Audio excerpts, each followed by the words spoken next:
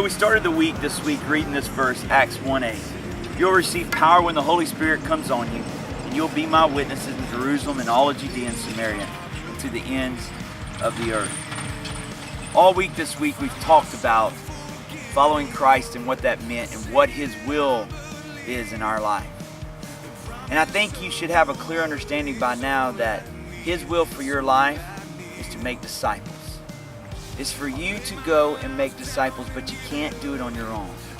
You have to do it in His power. When you're clothed with His power, you go out and you proclaim the gospel of Jesus Christ. Again, coming up tomorrow is a great day of football.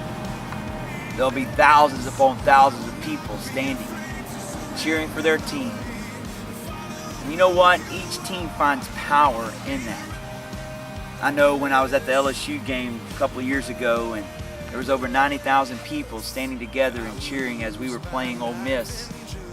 And when it seemed like we were down and out, and when it seemed like it was a tough moment, we began to rally together, 90,000 people, and cheer on our team. And it seemed like every time that would happen, the guys would just come through, they would make the play. They would feed off of that energy, they would feed off that power. It was an exciting time for us as a fan, but I can only imagine what it was like for those players. See, we have come together as a group of people that God has called us to be one, to use that power and to rally together to proclaim the gospel of Jesus Christ. You're not alone. You may think sometimes you are, but man, there is a fan base like no other. There are thousands upon thousands, millions of people that God has called to be disciples of Jesus Christ. They have answered that call to follow Him. And man, what an exciting thing that you know that each day when you go out, you are not alone. There are people right now on the other side of the world, maybe next door to you, maybe in another state, that are praying right now for you as a Christian. They are praying that God will open doors for you, that God will give you the power that you need to go and proclaim His gospel, that people in your life will be saved, their lives will be changed, people will be healed. There are people right now, a fan base that is gathered together praying for that right now. See, you're not alone. And sometimes you may go out in fear, and sometimes you may go out and say, you know, I can't do this.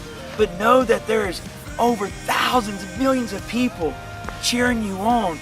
And when it's fourth down and you feel like you can't go no more, you can make that play because of the power of your fan base. Not just your fan base, but we learned yesterday the power that you're clothed with, the power of the Holy Spirit.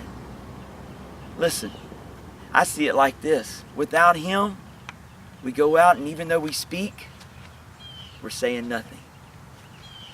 But with Him in that power, when we speak, we're saying everything.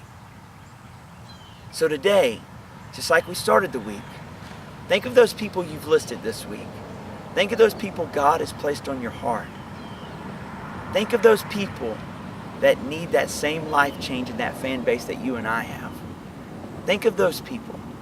Pray about those people. Give them to God.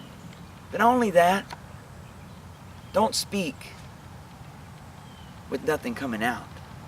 So speak the truth and speak the gospel and see their lives change. I'm glad you joined us this week because this has been an encouraging week for me.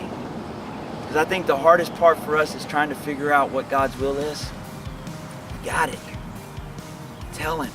Tell them about Jesus Christ. And you're doing what God's called you to do. God bless you. Have a great weekend. Cheer on your team. If you don't have a team, you can join me. And let's root them Tigers to victory this weekend. God bless you.